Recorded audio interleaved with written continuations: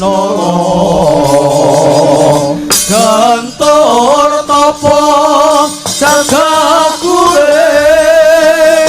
memintolan budidaya mereka sembadaning tapi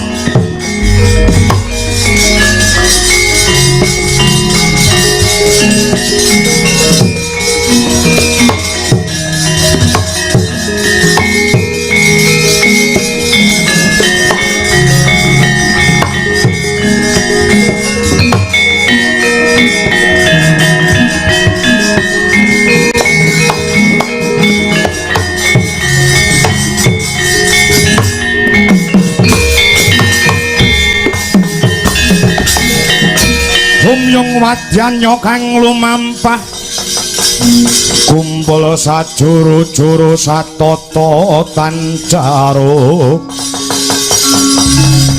dene romet pernah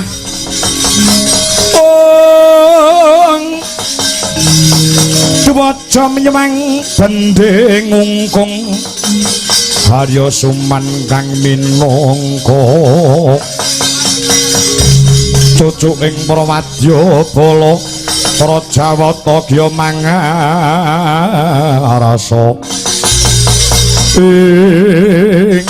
nggonmu duwe penemu Gandamana kowe secara ijen tanpa rawang bakal tumeka ning negara Pringgondani kowe malah gawe joglangan sing tok nggo nyemplung dhewe bakal Arimba sak wadyabala saking negara Pringgondani wis tak kon ngenteni ana ing tapel wates negara Ngastina kelawan Pringgondani kowe nitih wujude duwe pangga utawa gajah sing playune ora iso banter Harya Suman bakal nitih turangga tegese jaran tak disiki lakumu sadurunge kowe ketemu kelawan wong Pringgondani Pringgondani wong wis tak obong kabeh suwe nesu kelawan kowe kowe temekono kono rinanjap gaman sida mati patih tak lungguhi Ngastina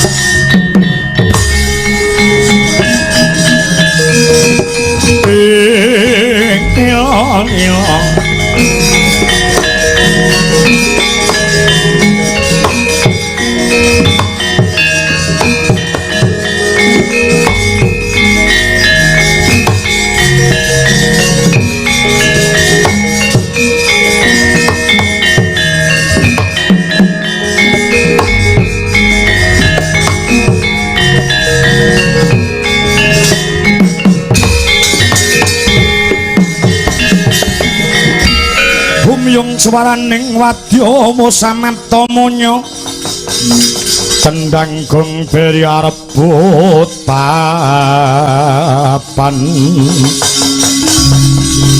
ing sajuru-juru Panono liru pernah Regyana patih kang minangka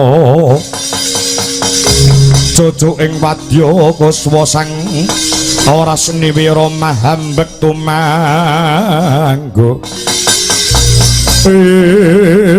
Raden Harya Suman ya para Arimba ana buta kembar loro kuwi sapa menika adi kula Braja Denta kalawan Braja Musti kados pundi pawaratosipun sampun sawetawis Raden Harya Suman anggen kula nengga paduka wonten ing tapel wates negara Pringgondani kaya dene nganteni sileming palpa gabus kemambanging watu item kadiparan pawangsulanipun ingkang sinuwun Prabu Pandhu Dewanata tumrap Nawala ingkang saking negari Pringgondani. Arimba Brajadenta Braja Mustika Wuruhanana. Nawala saka wong tuamu lanang Ratu ing Pringgondani wis tak aturke marang ngarsaning ing sinuwun Prabu Pandhu Dewanata. Ya nuwun sewu. Nuwun sewu sadurunge aja dadi gelaning atimu. Ning bab iki kowe kudu ngerti lan sumurup. Sing luwih paham, sing luwih ngerti aten-atenane Ratu ing Ngastina Pandhu Dewanata kuwi Harya Suman. Madyan aku dudut trah saka ing negara Ngastina, aku saka ing Plasa Jenar, ning aku wis suwe nggonku serawung lawan Prabu Pandhu. Nek tata gelar ngono Pandhu iki ketoke meneng ora sugih swara, ora sugih pertingkah, ning segara jero iso didajaki balik atine menungsa lan watake menungsa kuwi ora ana sing mudeng. Kejaba sing gawe jagat kelawan awake dhewe. Inggih, lajeng babakan Nawala saking Kanjeng Rama Prabu Pringgondani wis ditampa. Ning ora gelem maca, layang mau malah disuwek-suwek ana ngarepe para nayakaning praja. Ora kena, ora gelem nampa wujuding Nawala saking negara Pringgondani. Malah dina samangka Kamruhanana kalamun ta Prabu Pandhu Dewanata wis nuthuk bendhe peperangan, wis ora gelem menehi pangapura tumraping wong tuamu Ratu Pringgondani. Dina samangka tata-tata negara Pringgondani bakal dirubuhke kelawan negara Ngastina. Wah, jagat Dewa Bathara.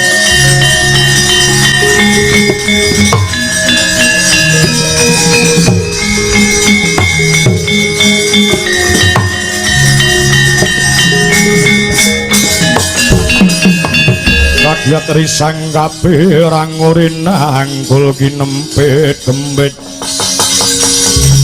dosangernaning bawana setukang walangati